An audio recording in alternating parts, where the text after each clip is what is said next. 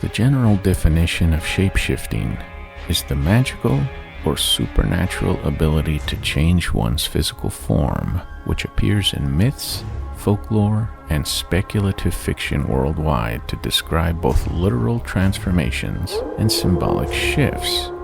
Since this lore is found all over the world, can we really definitively say there's nothing to it?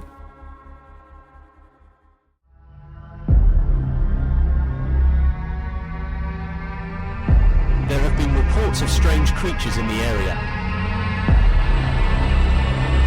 Witnesses say they couldn't believe what they were seeing.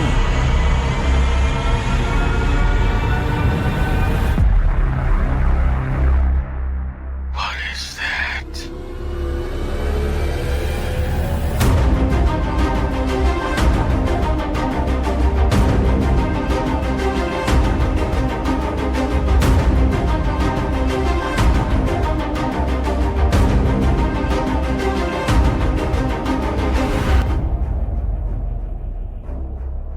Welcome, beloved fofers, doubters, naysayers, non-believers, and skeptics. Welcome to Paranormal Fable or Fact. I am Victor Trevino, joined by my co-host and beautiful wife, Tammy. We are your humble guides to tales of alleged hoaxes, unbelievable stories, and the overall strange. Sweet! If you want to be on the show, send us an email at pfableorfact@proton.me. Our Facebook, YouTube, the rules, and the rules for debunkers are in the show notes. Like, give us a good review, hit the notification bell, and for the love of all that's holy, subscribe. So let's move on to the gist, baby. Alrighty.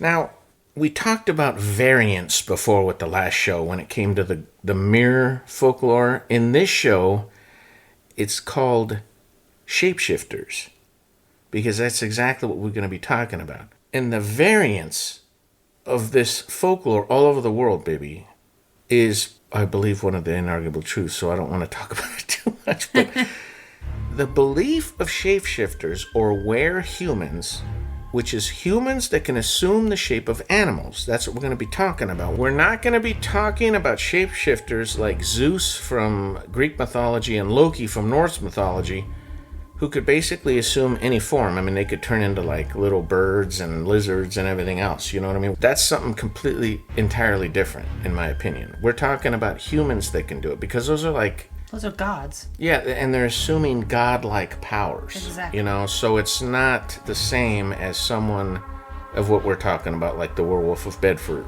for example.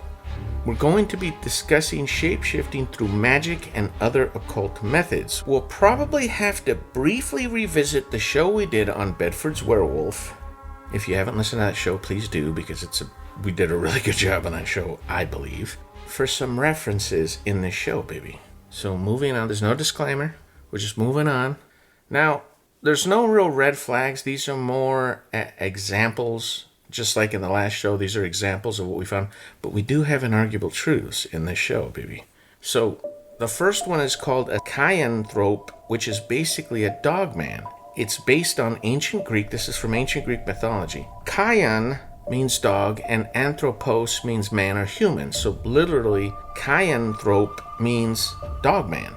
Okay. So they had tales of dog-headed or canine shape-shifting people that were found in folklore throughout Central Asia, India, China, and Europe. So not just Greek mythology, baby. You're talking about all over. Wow. These dog-headed individuals. In fact, if you remember, in ancient Egypt, they had the jackal-headed god. I think it's Anubis, I think it is? Anubis? Yeah. So that's the first mythology talking about these shapeshifters, these dogmen, these beings these humans that would shapeshift into these dog-headed creatures, these hybrid-looking things. In the Choctaw and Seminole folklore, there is a witch that can change into an owl humanoid called a stigini. Now, that fascinated me, baby, because we talked about on this show before when my dad was telling all of his stories on that story time. I think it was story time 2. Halloween. Yeah, the Halloween story time. Halloween episode. He talked about what in Mexican folklore is called a lechuza. Yes. And these are these witches that can shape change into owls, ravens, and actually it's one of the it's one of the creatures in here. Yeah. But I think it is fascinating that here you have Native American and Mexican folklore overlapping each other. Right. They just have a different name for it. They call them stigini, and in Spanish, it's called la lechuza. Right. So, moving on. Skinwalkers, of course, baby. I mean, Yeah. can't talk about shapeshifters unless Without without talking mentioning about the skinwalkers, because they have come into prominence more, I'd say, in like the last 10 years than ever before, even though people have been talking about them for, decades. Right. But I think it was the prominence of Skinwalker Ranch that brought the Skinwalkers to the forefront, because when that story hit, it was like crazy. People were like traveling from all over to go and see what was going on this ranch. And it was some crazy stuff. We might actually do a show on that. I don't know. We'll have to see. But anyway, it's Navajo folklore. These are evil sorcerers which can change their form into like these weird mutated kind of animals. They don't look like they're normal animals, but when you look closely, they're odd, which is why people that saw the knot deer, when it had the weird forward-facing eyes and the too large of the mouth and all that, they were thinking maybe they were skinwalkers. Matter of fact, I think that was one of our explanations. Mm-hmm. That's why, because that's characteristic of skinwalkers when they do this shapeshift, that the animals that they change into aren't natural looking. Interesting. Now we get into the La Lechuzas, which is the Mexican and Tejano folklore. Lechuzas are witches that can change into massive cats, massive owls, and huge ravens at will. They just shape change and they can fly around. One of my dad's stories talked about that when my great uncle, went outside and shot it with a .410 shotgun, point blank, and it flew off laughing like a woman. Remember? Right. And they said that was a lechuza. So, moving on. Of course, werewolves, baby. Right. From the European folklore. Yeah. I mean, yeah. We don't really have to talk about No, that. We not know what really. werewolves are. Yeah. So, the Urchitu is from old Sardinian folklore. This was somebody who committed a crime that was extremely heinous, and they would be cursed. And I think this is one of the first things that I saw from ancient folklore, besides being cursed by like Zeus or whatever. Like King Lycan got cursed by Zeus when he tried to feed Zeus the human flesh, and Zeus cursed him. Right. This is kind of like along those lines. You turn into a white ox during the full moon. Oh, wow. And that's it. You're cursed. You become a bull and you run around, I guess, and destroy stuff or whatever as a bull, because you did this heinous crime. And until someone brave, I can't remember what the folklore was exactly, until they try to kill you or they do kill you, then you'll wake up healed from the curse, and you won't be an oxen anymore. Yeah, if during the full moons you won't turn into this ox anymore. During the full moon, huh? Mm-hmm. The Loup-garou and Altacapa is a French-Canadian legend. And the folklore there's folklore that goes along with it, because it's one of the curses type belief system of the Loup-garou. And one of the beliefs is that you don't kill anything for 2 days after Halloween, because you could be cursed if you do. Oh. So people don't go, and I guess it's because of the All Hallow thing, the winter solstice and all that kind of stuff. It's the pagan stuff or whatever. Oh, okay. So they won't kill anything 2 days after Halloween. Then they'll start hunting again if you're a hunter. And this is practice. So they'll make sure they have their meat or whatever. Yes, that's get through Halloween. Right. That's the French Canadian version of it. Oh, okay. And if you encounter that creature, you can't kill anything for 9 days. 9 days. That's a long time if that's how if you're a hunter-gatherer. Yeah, if you're a hunter-gatherer. And I tried to look up a clarification of what that meant, of encountering. I guess if you just see it or you hear it, it's their belief that if you kill anything within those 9 days, you have a chance of being cursed. Wow. And becoming a Loup-garou. Yeah. Oh, and then that, like you said, the encountering, that could be like hearing it or, wow, that's interesting. Yeah. So, of course, because of the French Quarter, down in Louisiana, you have the Cajuns, right? So the Cajuns have their version. It's basically the same thing, except they don't pronounce it the same. They say Rougarou with an R. Oh, interesting. instead of Rougarou. So the Rougarou is basically the same creature that's found in Louisiana folklore. There are people. Do you remember we watched that show with the police down there? Yes. And one of the police got called to this house, and the guy said, "Yeah, I was fishing, and this Rougarou came up to the bushes and scared me." Remember? Yeah. And the cop's kind of rolling his eyes, going, "Yeah, okay, buddy." And he's like, "No, I took a picture of it." Yeah. And the cop was like, "What?" And Because the cop wasn't from the area. he wasn't from the area. Yeah. No. And remember, he showed him the picture, and the cop was tripping out Yeah. because it looked like some kind of wolf head in the brush. Remember, because it was like real high fins. Yes. The swamp plants. Yeah. And you could see the ears and the eyes glowing, Yeah. and it was freaky looking. Mm-hmm. And the cop was like, "Whoa," tripping out. There's people in Louisiana that, just like with the gnomes, just like with other folklore we've talked about, to them, these creatures are just like any other creature, like beavers, and they exist. Yeah. Just like I said, in this country, baby, in the United States, there are people that believe in Sasquatch. To them, it's no different than a brown bear. It's no different than a black bear.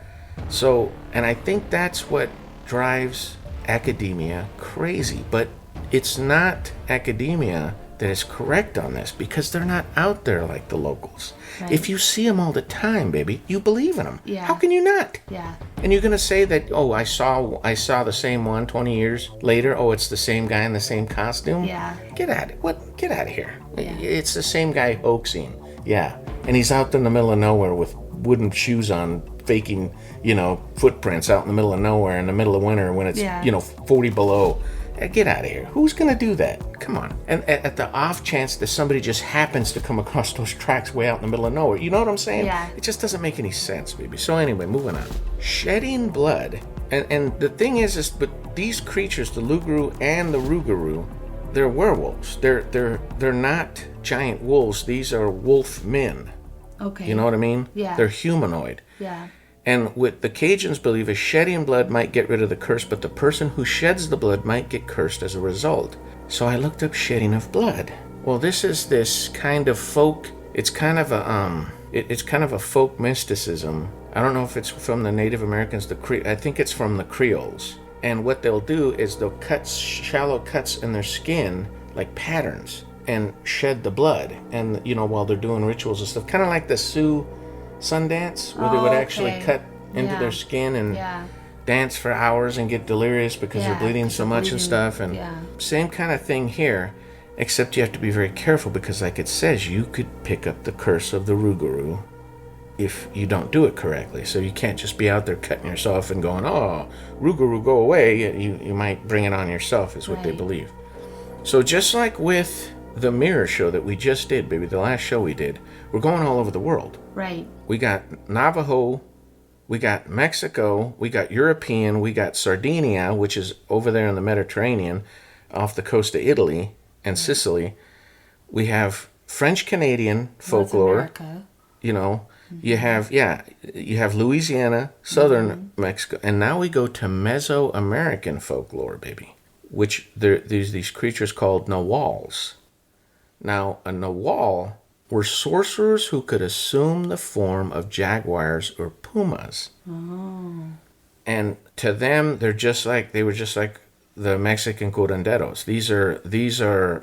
These were healers or medicine men who adopted this, just like the Skinwalker. I guess they went more of a dark path on their beliefs, and they went down the dark path, and that allowed them to change into the jaguars or the pumas. But from what I could read, not all of them are evil. They just had that ability to shape change. Oh, okay. So it wasn't necessarily an evil thing. It's one of the only ones in here that isn't connected to like some type of dark curse or dark magic or Satanism or devil worship or whatever, Yeah. One of the only ones. But there were some that were, evil, these Nawals, and they were very, very dangerous. People were just terrified of them because they could just, what's worse than a jaguar, Yeah. Out in the jungle. Right. So moving on. Versipellis. Yes. A versipellis is Latin for turnskin or shapeshifter. Oh, it derives from the Latin words vertere, vertere, to turn, and pellum, skin. I thought it was fascinating because it's not. This is an old Latin term for shapeshifter. Their own word in Latin that describes these creatures, these entities. Because Latin's an old language. Very old language, and they called them turnskins. Yeah. Which I thought was fascinating, baby, because Yeah. if you remember in the show, The Werewolf of Bedford, Yeah. he talked about this wolf belt that he would put on, Right. and that's how he would shapeshift. Right. So I thought it's fascinating that dating way back when Latin was still being spoken all over the world, Right. they had this word versipellis, which meant turnskin, which was another term for a shapeshifter. Yeah. That's Fascinating. interesting. Yeah, that's very interesting. So moving on. Berserkers, everybody knows what a berserker is. It literally means, in Old Norse, bear shirt.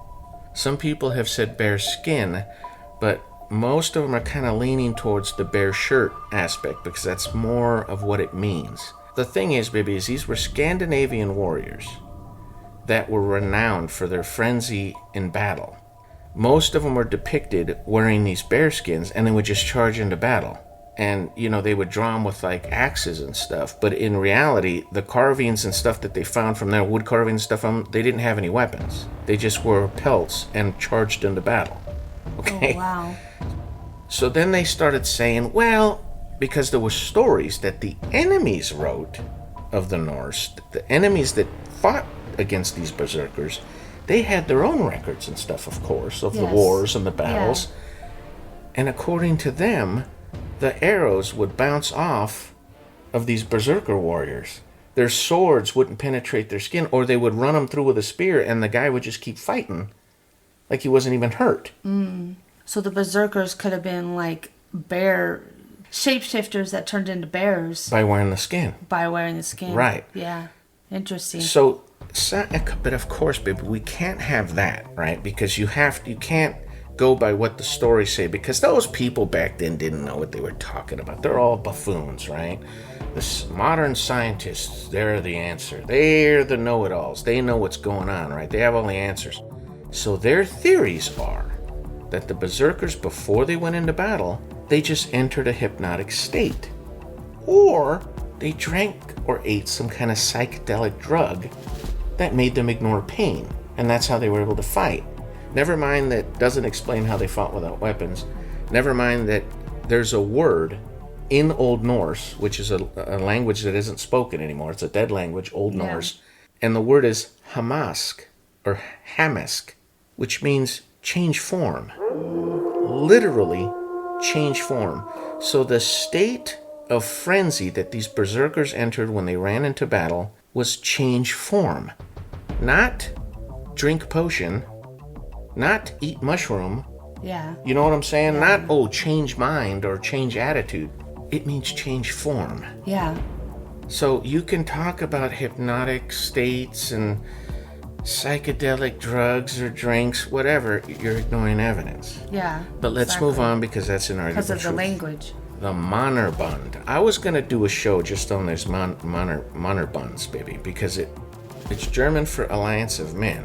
And this was only, it's theoretical because there's very little evidence for it except for stories and stuff, except for descriptions of certain bands of mercenaries that roamed around Europe at the time.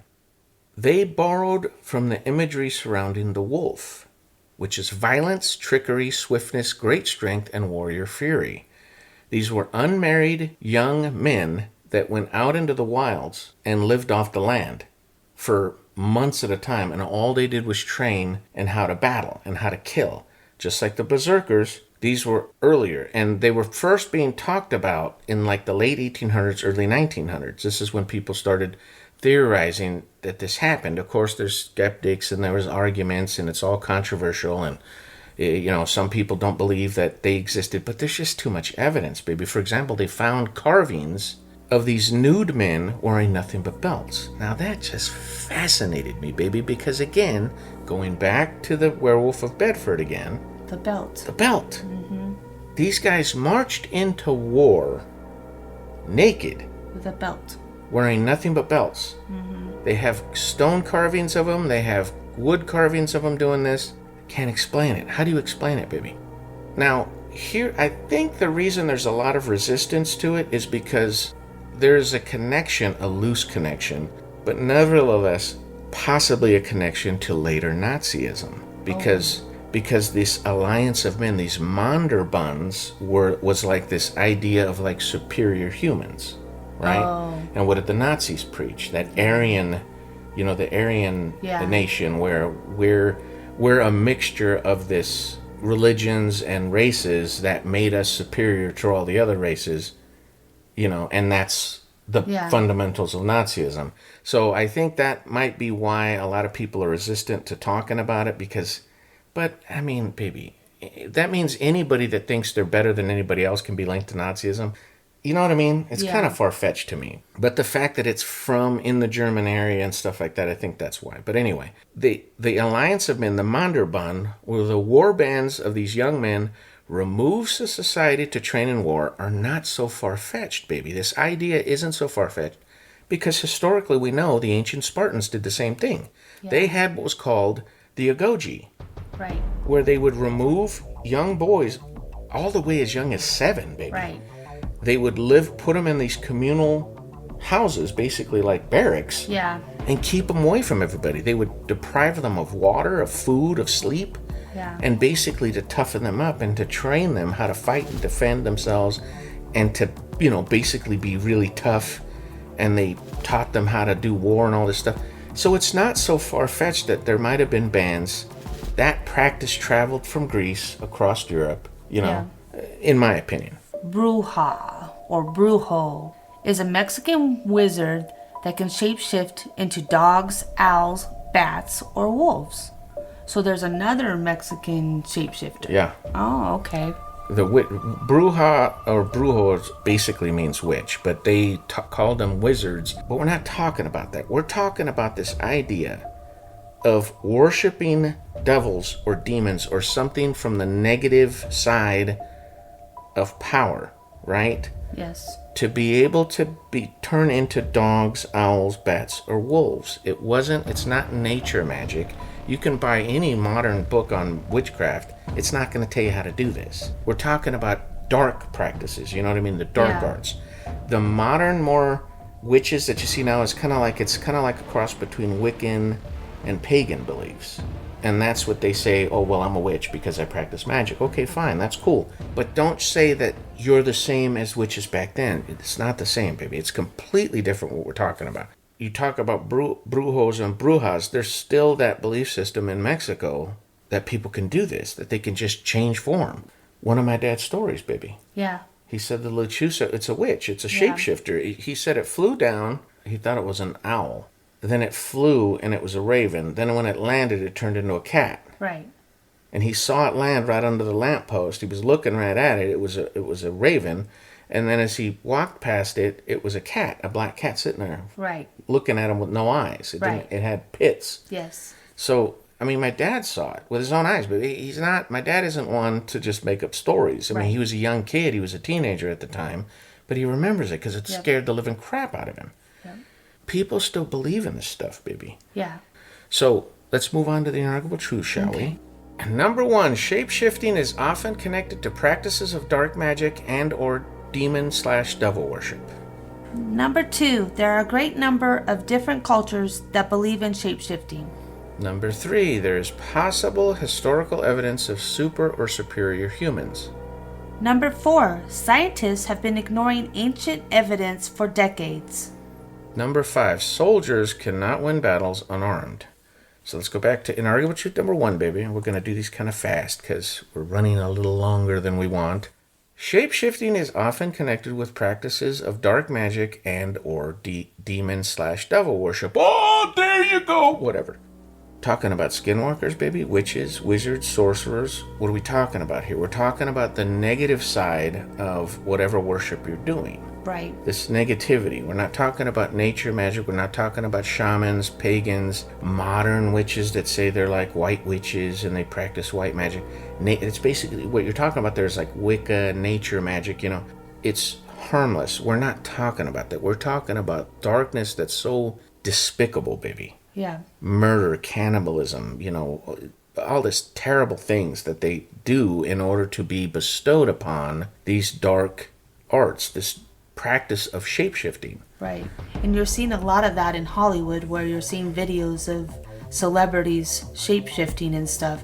So I don't know if that's fake videos or what, but a lot of that is coming out, and a lot of people are seeing that. Yeah, which is what we're talking about with the Satanic Panic. That's why they're pushing that Satanic Panic as though people were just making stuff up.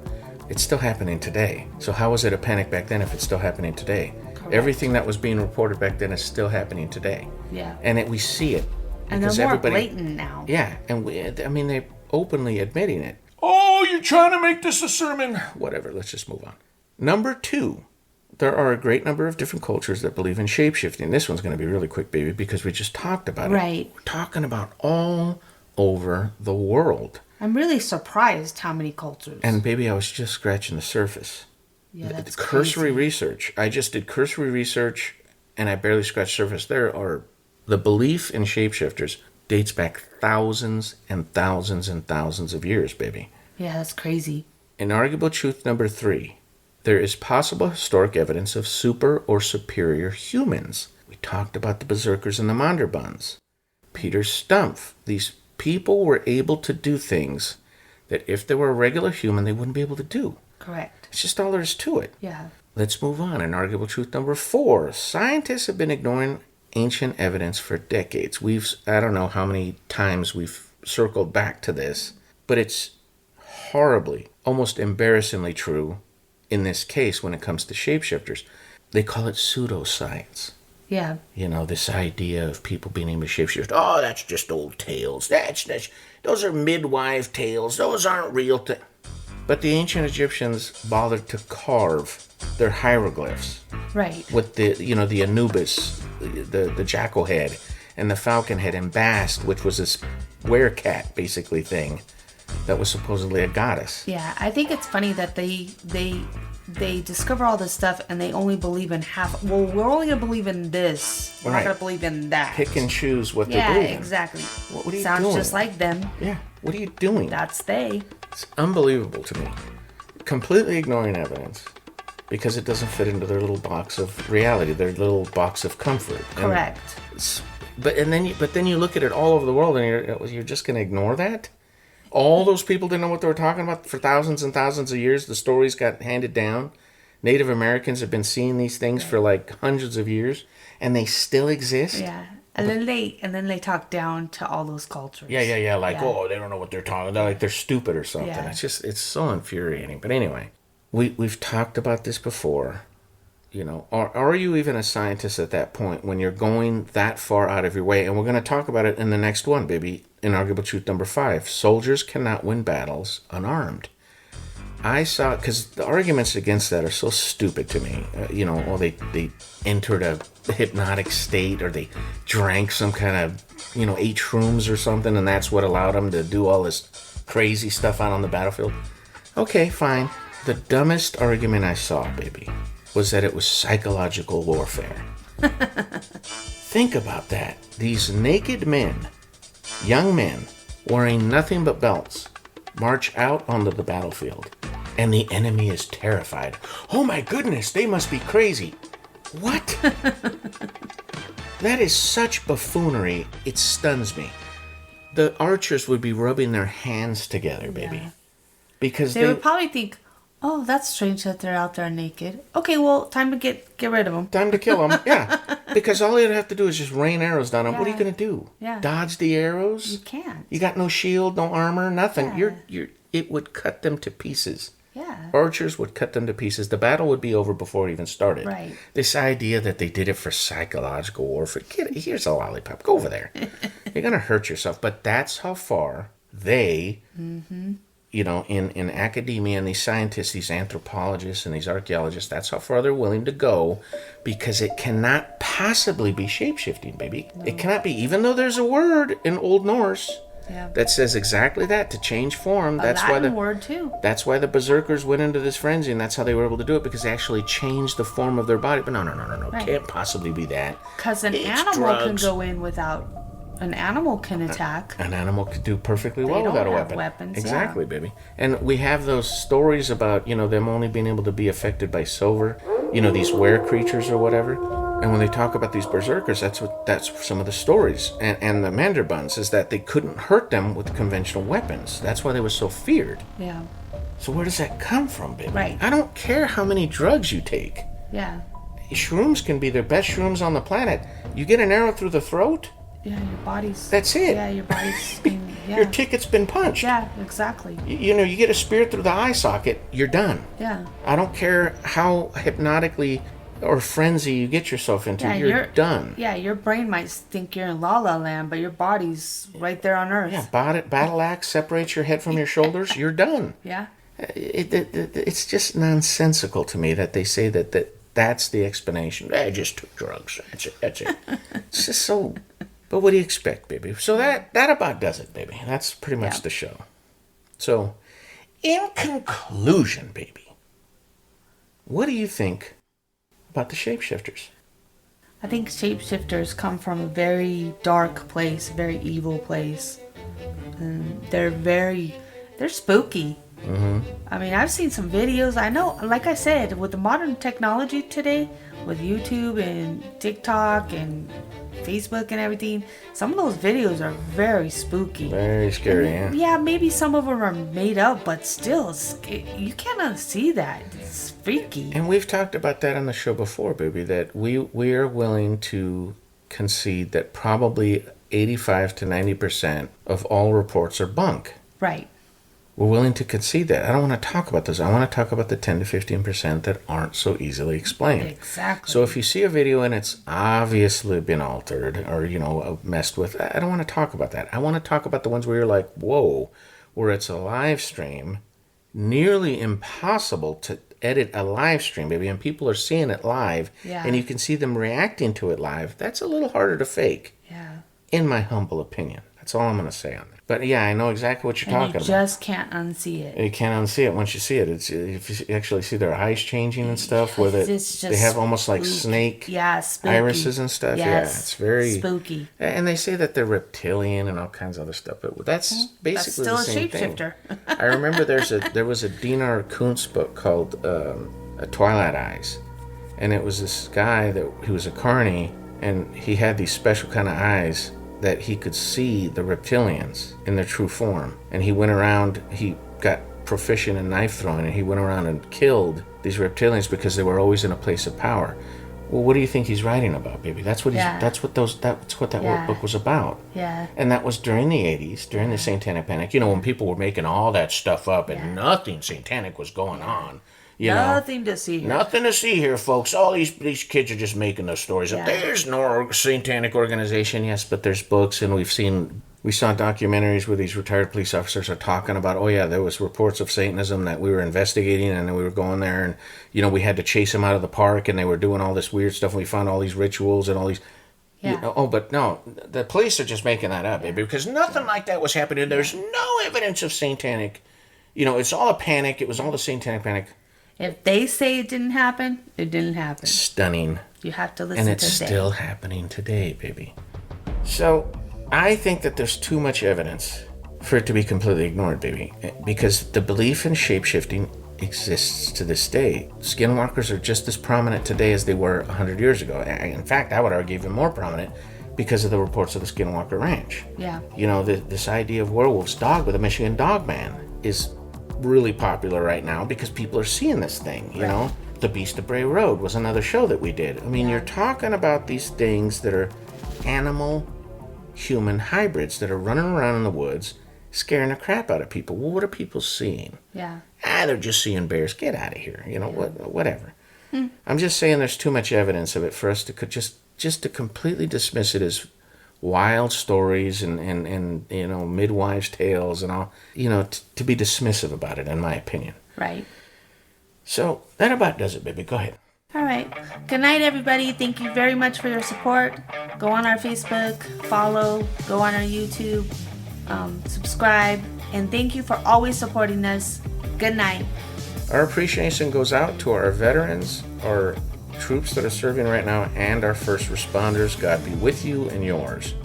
Good night, everybody. Good night.